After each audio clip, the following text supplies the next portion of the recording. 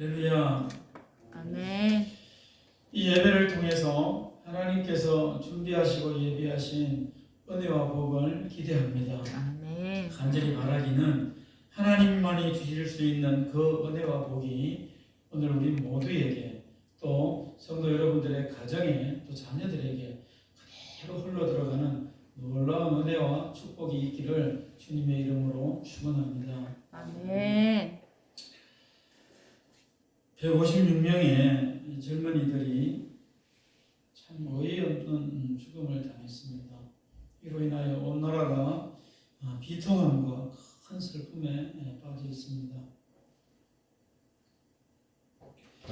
원인과 과정을 분석하고 있고 또 앞으로의 대책을 말하고 있지만 우리 머릿속에서 떠나지 않는 생각 하나는 왜 이런 아픔과 왜 이런 비통한 일들이 우리에게 또 이렇게 있는가 하는 것입니다. 지울 수가 없습니다. 생각이 굉장히 복잡해집니다. 바라기는 그 희생자와 또 희생자의 그 사랑하는 아들, 딸들을 잃은 그 부모님들, 가족들이 있잖아요. 그들이 정말 하나님의 은혜와 또 하나님의 위로하심이 있어서 이 힘들고 어려운 시간 또 전 국민이 비통해하는 이 어려운 시간들을 잘 견뎌내고 이겨내기를 간절히 기도하고 바라봅니다. 오늘 우리가 읽었던 이 시편 4편은 인생의 그런 비통함과 또 어려움과 그 슬픔 속에서 그런 상황 가운데서 성도들이 하나님을 신뢰한다는 것이 무슨 의미가 있고 무엇을 말하고 있는가 하는 것을 오늘 우리에게 가르쳐주고 있습니다. 그래서 다윗은 이 하나님께 부르짖는 것으로 이 시편 4편을 시작을 하면서 또 기쁨과 평안함과 또 평안히 이 잠자리에 드는 것으로 시를 마무리하고 있는 것을 봅니다. 이제는 다윗이 그의 아들 압살롬으로부터 이렇게 도망다니는 가운데에 그 비통한 심정을 하나님 앞에 고백을 한 것입니다. 신앙의 고백이자 마음의 고백인 것이지요. 그 상황이 그렇다는 것입니다. 그러니까 아들을 피해 다녔으니까 이 다윗이 아버지로서 얼마나 마음이 고통스럽고 수치스럽고 또 많이 창피했을까요? 그리고 얼마나 그 시간들이 공고했을까요? 이런 것을 생각해 보면 오늘 이 시가 그렇게 쉽게 쓰여진 시는 아니다라는 것을 알 수 있습니다. 2절 보니까 인생들아 어느 때까지 나의 영광을 바꾸어 욕되게 하며 헛된 일을 좋아하고 거짓을 구하겠는가 라고 이야기를 하고 있습니다. 이 셀라라는 의미는 좀 그 부분을 크게 좀 이렇게 강조한다는 의미들이 있습니다. 노래를 지어 부를 때 셀라라는 어떤 그 구절이 있으면 특별히 그 구절은 더 오늘날 음악적인 용어로는 포르테시모 정도 되겠죠. 그렇게 해서 이야기를 하는 것인데 다윗이 그렇게 큰 소리로 더 외치는 것입니다. 그 부분을 인생들아 어느 때까지 나의 영광을 바꾸어 욕되게 하며 헛된 일을 좋아하고 거짓을 구하겠느냐 이렇게 이야기를 하고 있는 것입니다. 인생들아 이 말은 자기 주변에서 자기를 괴롭히고 있는 사람들을 지칭하는 것이고요. 이 다윗은 아들에 의해서 지금 배신을 당하고 도망을 가고 했잖아요. 그러니 왕으로서 아버지로서 그 명예가 땅에 완전히 곤두박질을 쳤습니다. 그리고 지금은 현재 아들이 쫓고 있는 상황이니까 생명의 위협까지 느끼고 있는 상황입니다. 여러분 한번 생각해 보십시오. 이런 상황이 내가 지금 맞이하고 있다면 어떨 것 같습니까?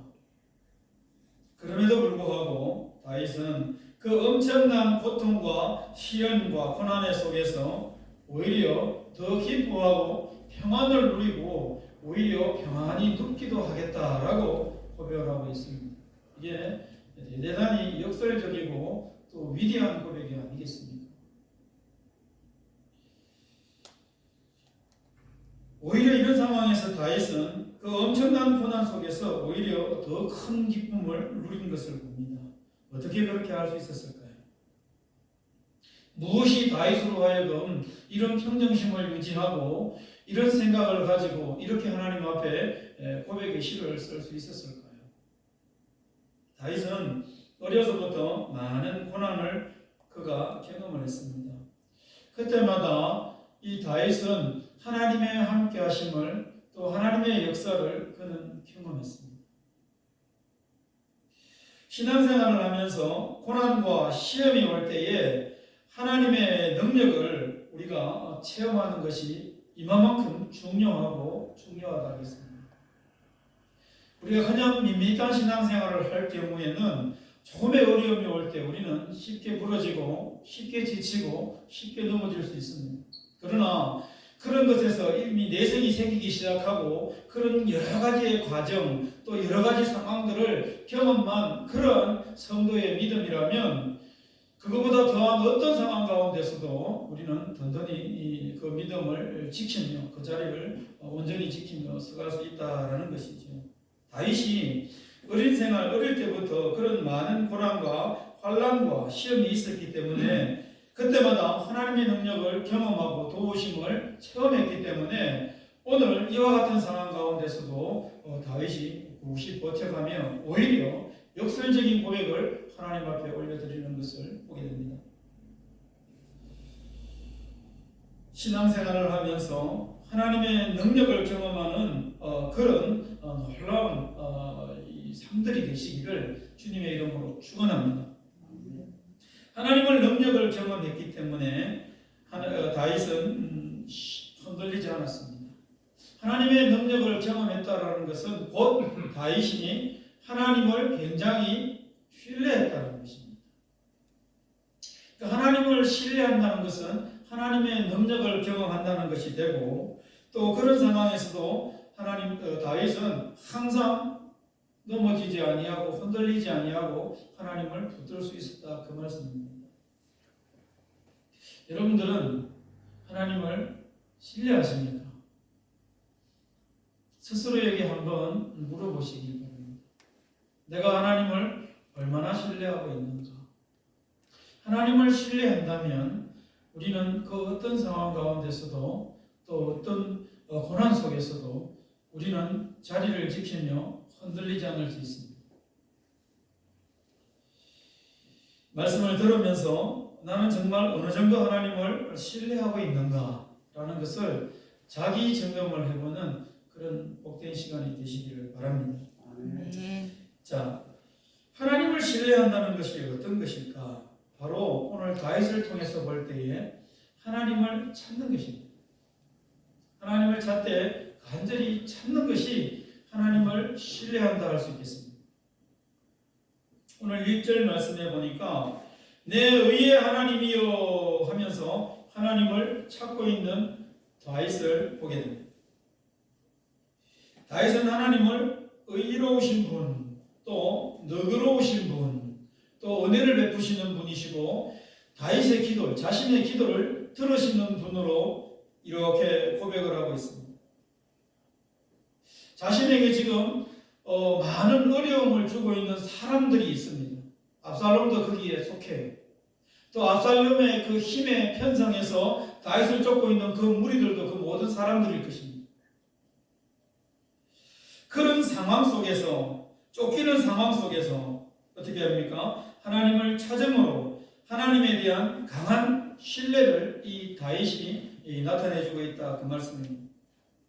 다윗은 사람들에게 또한 그 상황에 지배당하지 않았다라는 것을 볼 수 있어요. 뭐를 통해서요? 하나님을 신뢰합니다. 온전히 신뢰함을 통해서 지배당하지 않았다라는 것을 알 수 있습니다. 그렇습니다. 하나님을 신뢰한다는 것은 사람과 또 그 어떤 상황에 휘둘리거나 지배당하지 않는 것을 말합니다. 이런 사람이 하나님을 신뢰하는 사람입니다.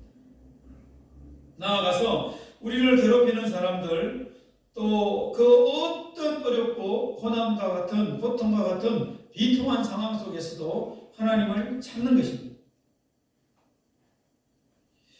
이것은 우리에게 참 평안을 주시고 이런 모든 상황과 사람의 마음까지도 변화시키시며 역전시켜 주시는 분이 바로 하나님이심을, 하나님밖에 없다라는 것을 온전히 알고 있을 때에, 또 그것을 믿을 때에 하나님을 신뢰하게 되는 것이죠. 아멘.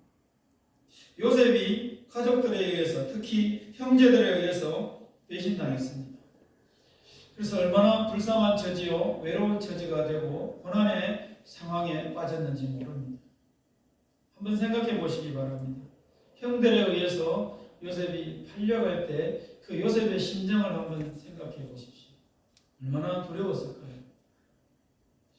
얼마나 무섭고 얼마나 가슴이 먹먹하고 상했을까요? 다른 사람도 아니고 형제들에 의해서 내가 인신매매가 되고 있다고 한번 생각해 보십시오. 굉장히 아팠을 것입니다. 그리고 얼마나 형들에게 애원을 했을까요? 살려달라고.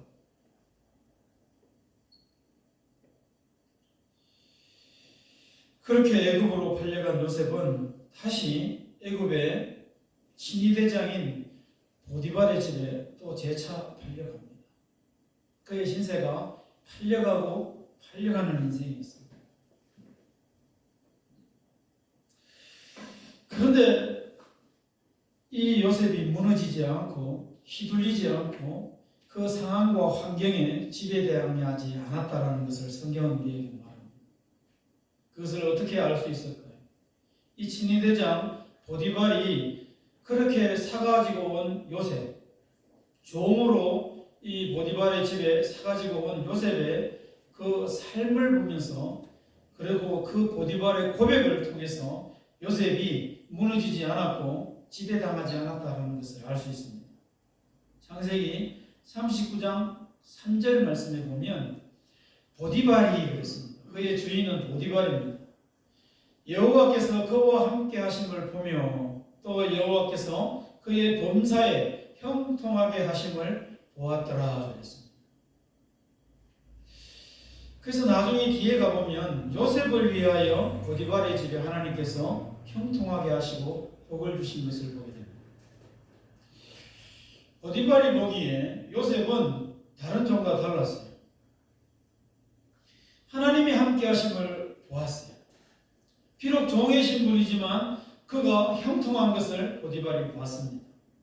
그래서 보디발은 이 요셉에게 그 가정의 모든 일들을 맡깁니다. 총무가 되게 하는 걸 보게 됩니다.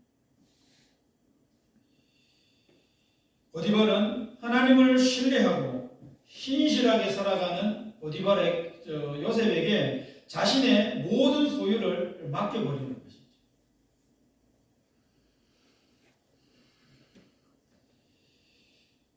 요셉이 무너지지 않았다는 것을 우리에게 말해주고 있습니다.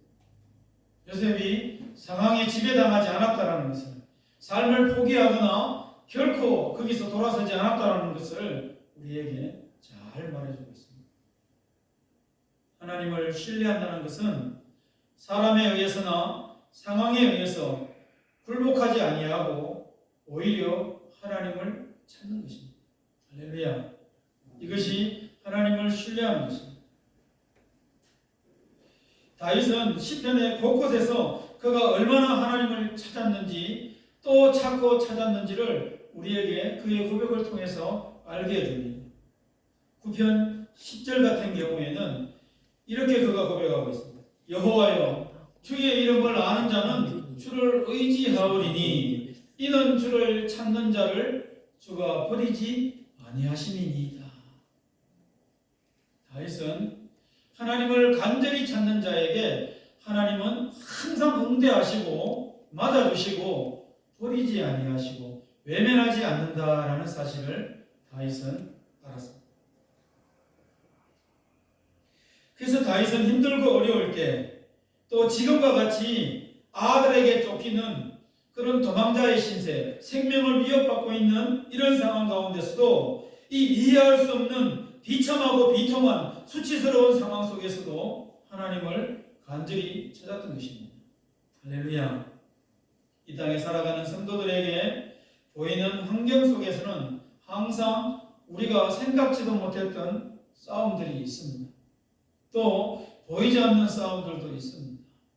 이 보이는 싸움이든 보이지 않는 싸움이든 그런 싸움들로 말미암아 성도들은 항상 위험에 노출되어 있고 고통과 고난 가운데 노출이 되어 있는 것이 사실입니다. 성도라고 해서 평안하고 평탄한 길만 살아가는 것은 아니라고 말씀을 드렸습니다. 그러나 중요한 것은 그런 상황 속에서도 어떻게 돼야 된다는 것입니까? 우리가 하나님을 신뢰해야 된다는 것입니다. 하나님은 폭풍 가운데 우리를 지나게 하실 때에 폭풍을 없애주겠다 말씀하지 않았어요. 폭풍 가운데 함께 해주신다고 말씀하셨습니다. 어제 아랫밤에 이 다니엘 기도회를 통해서 나왔던 한 집사님 말씀하셨습니다. 우리가 풀무불 가운데 이 다니엘의 세 친구가 지나가고 있었는데 그때 하나님께서 풀무불을 끄지 않았다는 것입니다. 그리고 풀무불을 끄지 않은 대신 하나님은 하나님의 영은 신은 그 세 친구와 함께 하셨다는 것입니다. 이 땅을 살아가는 성도들에게 이 풀무불과 같고 폭풍과 같은 그런 상황과 그런 환경들이 없다라는 것 아닙니다. 있지만 어떻게 한다는 것입니까? 하나님께서 함께 해주신다는 사실입니다. 아멘. 할렐루야. 아멘. 그런 함께 해주시는 하나님을 신뢰하는 것, 이것이 우리로 하여금 사람으로부터 지배당하지 아니하고 상황으로부터 지배당하지 않는 그런 놀라운 그 비결이 거기에 있다는 것입니다. 다윗은 하나님을 신뢰하되 전적으로 신뢰했습니다. 때문에 오늘 우리도 이 땅 가운데 살아가고 있는 이 성도들인 우리들이 어려움을 당할 때 또 말할 수 없는, 이해할 수 없는 비통한 상황이 우리에게 온다 할지라도 우리는 하나님을 찾아야 할 것입니다. 가장 먼저 하나님을 찾고 하나님을 부르짖어야 할 것입니다. 그리고 하나님의 지혜와 하나님의 도우심을 구해야 할 것입니다. 하나님은 찾는 자에게 상 주시는 이십니다. 항상 나아가는 자에게 가까이 해주시는 분이십니다.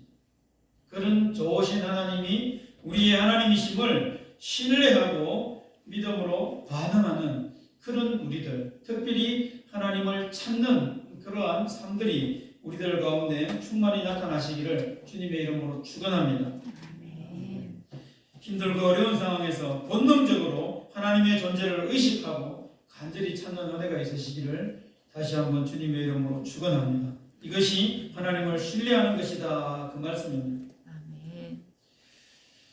자, 그리고 하나님을 신뢰한다는 것이 또 어떤 것인가? 이 다윗의 이 시편 4편을 고백을 통해서 우리가 알게 되는 것 하나는 사람들 앞에 담대하게 고백하고 나아가더라라는 것입니다. 그것이 하나님을 신뢰할 때 나타나는 그 신뢰하는 자의 반응입니다. 하나님을 신뢰하면 신뢰할수록 하나님에 대해서 굉장히 당당합니다. 움츠러들지 않고 숨지 않습니다. 감추지 않습니다. 하나님을 신뢰한다는 것은 하나님을 간절히 찾을 뿐만 아니라 사람들에게도 굉장히 담대하게 선포하고 나아가는 것을 보게 된다, 그 말입니다. 다윗은 그의 마음의 중심에 또 삶의 중심에 하나님을 강하게 온전하게 신뢰하고 있었기 때문에 사람들을 전혀 두려워하지 않았다는 것을 보게 됩니다. 오히려 그들의 잘못을 다윗이 이야기를 하고 있고 그들의 죄와 어리석음에 대해서 돌이키라고 다윗이 오히려 충고를 하고 있는 것을 보게 됩니다. 3절과 4절 말씀에 보면 하나님은 자신처럼 경건한 사람들의 편에 계심을 너희들이 기억할지어다. 그리고 그 하나님 앞에 너희들은 죄를 짓지 말며 4절과 5절 말씀입니다. 잠잠할 것이며 또 의의 제사를 드리고 그 하나님을 의지할지어다. 이렇게 그 사람들에게 지금 선포를 하고 있습니다. 다윗은 하나님을 온전히 신뢰했습니다. 때문에 사람들을 두려워하지 않았던 것이죠. 분명하게 그들에게 하나님을 증거하고 하나님의 뜻을 선포하고 있습니다. 여러분, 옛날에 제일 무서운 것이 뭔 줄 알았습니까? 뭐라고 생각하고 있습니까? 우리는 호랑이, 여러분들 어린아이도 호랑이 온다 그러면 울음을 끝일 정도로 호랑이를 굉장히 무서워했습니다. 오늘날에는 뭐가 제일 무서울까요? 멧돼지? 아닙니다. 오늘날에 제일 무서운 것은 산에 가더라도 사람이 제일 무섭습니다. 사람보다 그 위에 이 군은 없어요. 사람이 어떻게 보면 최고의 포식자입니다. 그래서 사람이 무서운 것이죠. 사람이 그럼 언제부터 무서워지기 시작했을까요? 아담이 하와가 하나님을 말씀을 약속을 깨뜨리고 죄를 짓고 난 이후부터 사람이 두려워지기 시작했습니다. 죄가 들어오니까 이 죄가 장성해서 결국은 미워하게 되고 이 미워함으로 말미암아 경쟁하게 되고 또 미워하고 경쟁하고 시기하고 질투함으로 말미암아 결국은 사람을 살인하기까지 이르지 않아요. 이 죄가 들어온 것이 우리로 하여금 하나님의 형상과 모양대로 살지 못하도록 하나님의 성품 주신 거룩함과 의로움과 또 사랑이 있잖아요. 이런 것을 온전히 드러내며 살아가지 못하도록 죄가 우리를 그러한 삶으로 이끌어갔던 것입니다. 그래서 오늘날 시간이 흘러서 봤더니 이 세상에서 제일 무서운 것은 사람이더라 그 말입니다. 사람은 사랑해야 될 대상이지 결코 무서워할 대상으로 우리를 창조하지 않았습니다.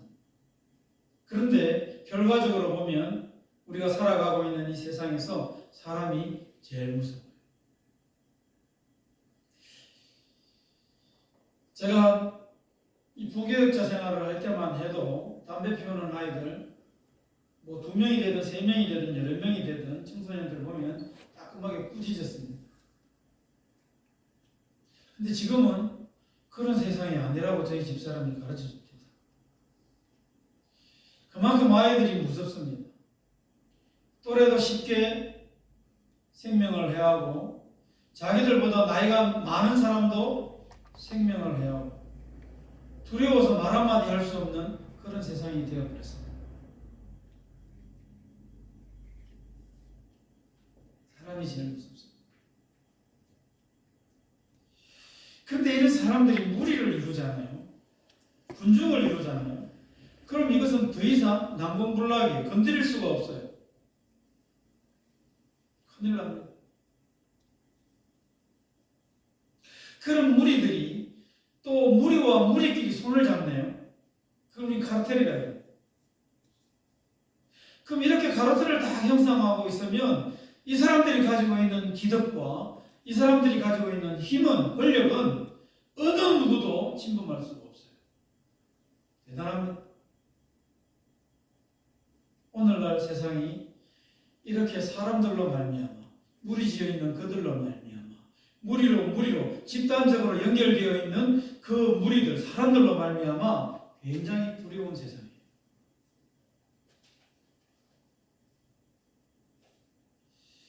그럼에도 하나님의 백성인 우리들은 어떻게 해야 될까요? 우리들은 담대하게 선포해야 되는 것입니다. 오늘 쫓기고 있는 다윗은 자신을 쫓아오는 그런 무리, 그런 사람들, 물론 아들도 포함되어 있습니다만은 그 무리가 굉장히 두려웠을 것입니다. 어떻게 해볼 도리가 없어서 도망만 칠 수밖에 없는 그런 상황이었습니다. 굉장히 수치스러웠습니다. 내면적으로는 창피했습니다. 고개를 들 수가 없었습니다. 그럼에도 불구하고 다윗은 그들을 향하여 담대하게 선포한 것을 보게 됩니다. 잊지 말라. 하나님 앞에서 잠잠해라. 하나님 앞에서 너희들은 하나님을 의지하고 하나님께 예배를 드리라. 그럼에도 불구하고 돌아오라는 것입니다. 회복하라는 것입니다. 오늘 이 땅 가운데 우리가 침범할 수 없고 넘볼 수 없고 대항할 수 없는 그런 엄청난 권력과 그런 무리와 힘들 앞에서 그런 사람의 군종 앞에서 우리가 그럼에도 불구하고 하나님의 성도인 우리는 하나님의 말씀을 가지고 있는 우리들은 이것을 내뱉어야 할 것입니다. 그들을 향해서 선포해야 할 것입니다. 돌아오라고. 하나님 앞에서 잠잠하라고. 모든 욕심들 내려놓으라고. 악한 길에서 벗어나라고. 죄에서 떠나라고. 정직하고 공의를 행할 것을 그들에게 선포해야 할 것입니다. 이것이 하나님의 뜻이기 때문에 그렇습니다. 하나님을 신뢰한다는 것은 하나님의 말씀이 부끄럽지 않습니다. 하나님을 신뢰한다는 것은 담대하게 그 어떤 두려운 상황과 두려운 대상이 있다 할지라도 하나님의 말씀을 선포할 수 있는 것입니다. 이런 사람의 삶이 하나님을 신뢰하는 자의 삶인 것입니다.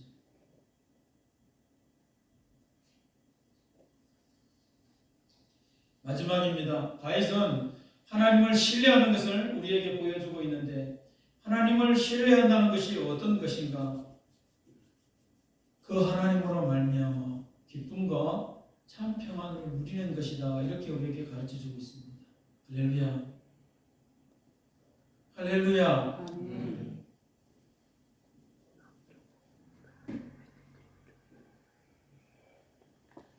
하나님을 신뢰한다는 것은 어떤 상황 속에서도 기쁨과 평안을 누리게 됩니다.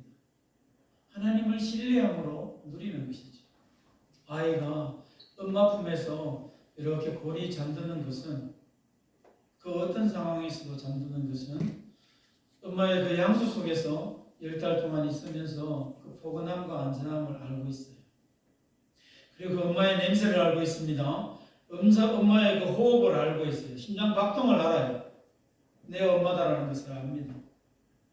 다른 사람의 품에서는 그렇게 평안히 쉴 수가 없어요. 근데 엄마에게는 쉬잖아요.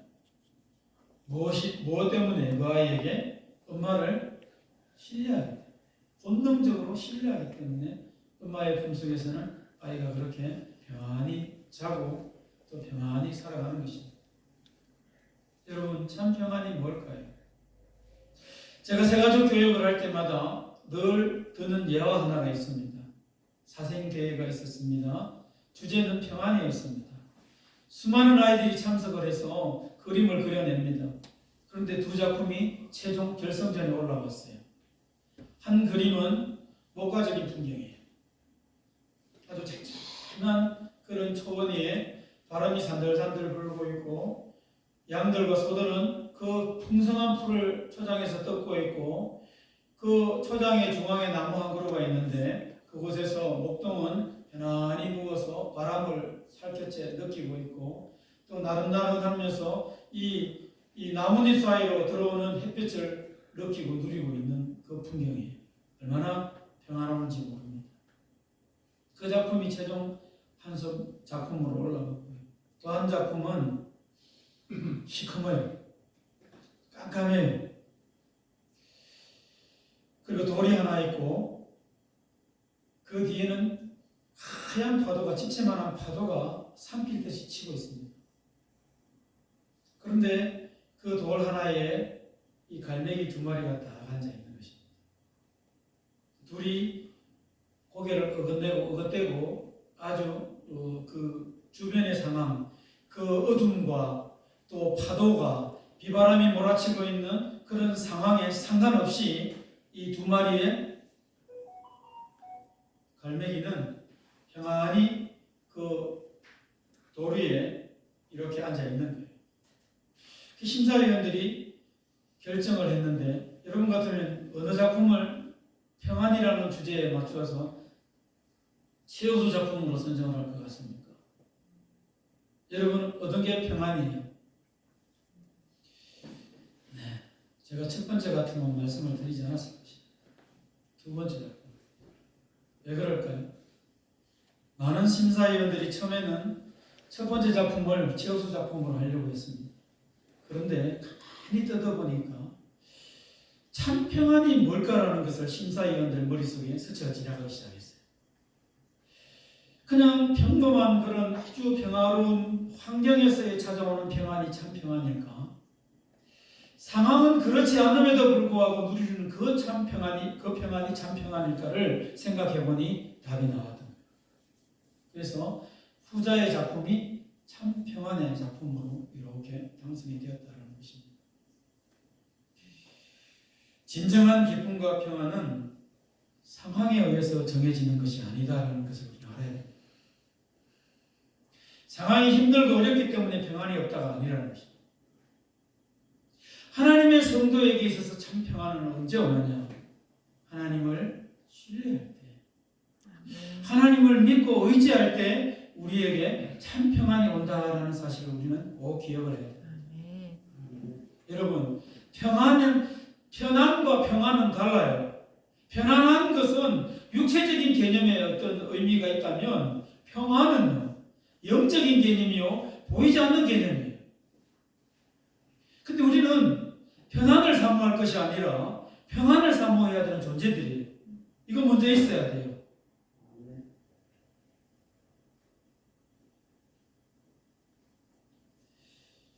죄는 육신이 편안할 때 항상 찾아옵니다.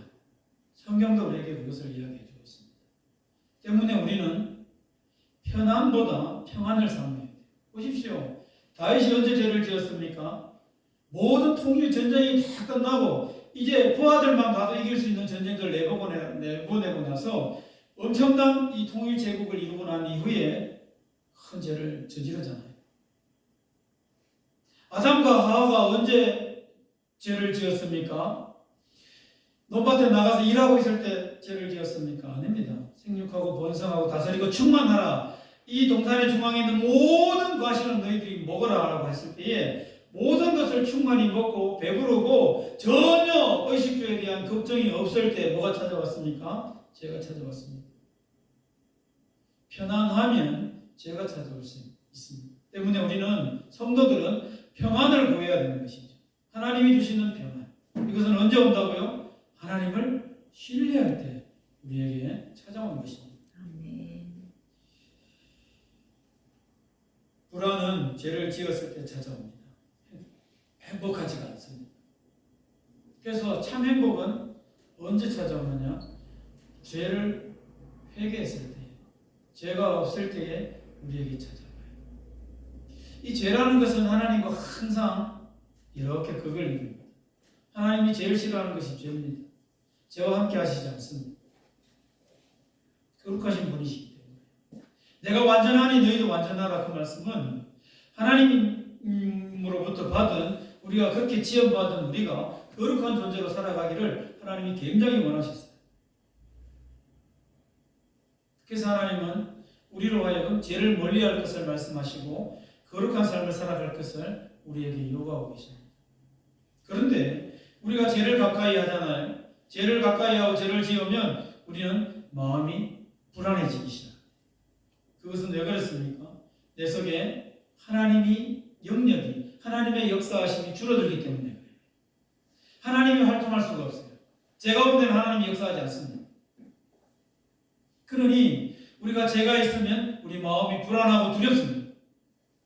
그러나 죄가 우리로부터 사해지심을 믿고 또 그것으로 말미암아 우리에게 죄가 용서함이 되었을 때 우리가 거룩한 존재라는 것을 아는 순간 그것이 믿음으로 느껴지는 순간 우리는 하나님으로 인하여 하나님으로부터 오는 것으로 인하여 우리는 어떻게 됩니까? 굉장히 담대하고 또 평안한 것을 우리 알 수 있어요. 그리고 행복한 것이죠. 그래서 이 다윗이 죄를 짓고 난 이후에 하나님 앞에 간절히 구했던 것이 뭡니까? 정직한 영을 내게서 거두지 말라는 것입니다. 성령 하나님 내게서 떠나지 말라는 것입니다. 그것은 뭐 하달라는 것입니까? 죄를 용서해 주시고 죄를 멀리하게 하시고 내가 하나님과 가까이 있도록 하나님 나를 용납해 주십시오. 이거 하나만은 하나님 들어주셔야 됩니다. 그 말 아니겠습니까?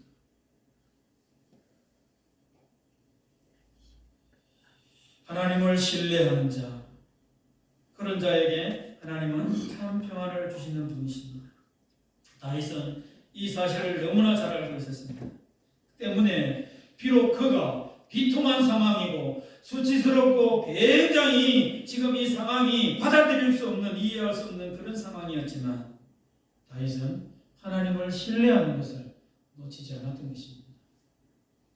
7절 말씀에 주께서 내 마음에 두신 기쁨은 그들의 곡식과 새 포도주가 풍성할 때보다 더 좋은 것입니다. 8절 말씀이에요. 내가 평안히 눕고 자기도 하리니 나를 안전히 살게 하시는 이는 오직 여호와이십니다. 하나님이십니다. 고백한 것입니다. 기쁨과 평안은 상황이 가져다 주는 것이 아니라 오직 하나님으로부터 온다라는 사실을 다윗은 알았습니다. 뭐를 통해서요? 하나님을 신뢰함으로 말이야. 그러므로 하나님을 신뢰한다는 것은 하나님이 주시는 하나님을 신뢰함으로 말미암아 신뢰하는 자에게 그 삶에 하나님이 기쁨과 평안을 주신다라는 사실을, 또 그것을 누린다라는 사실을 오늘 꼭 기억하시길 바랍니다. 아멘. 인생을 살다 보면 우리에게 아픔을 주는 사람들 만납니다. 있잖아요. 그것이 집안에 있는 어느 TV 프로그램에서 말하는 왼수일 수도 있습니다. 또 내가 받아들일 수 없고 이해할 수 없는 그런 상황들이, 고통의 상황들이, 어려움들이 우리에게 있잖아요.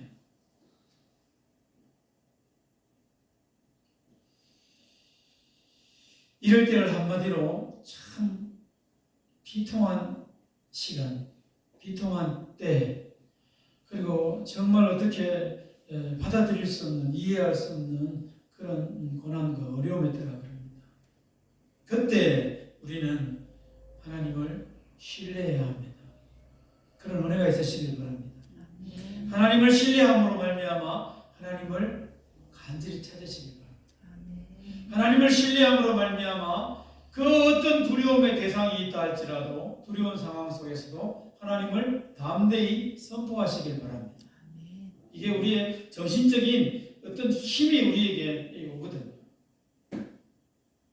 그리고 그때에 하나님을 신뢰함으로 말미암아 하나님이 주시는 참 평안과 기쁨을 온전히 누리며 살아가시기를 바랍니다. 아멘. 이 거룩한 성에 이 하나님이 우리를 회복시키시고 우리에게 놀라운 은혜와 복을 주시는 이 시간, 이 예배하는 시간, 우리 모두는 하나님을 신뢰하는 그 삶을 온전히 살아내므로 말미암아 하나님이 예비하시고 준비하신 진짜 그 하나님만이 주실 수 있는 은혜와 복을 온전히 받아 누리시기를, 그런 복된 삶이 되시기를 주님의 이름으로 간절히 축원합니다.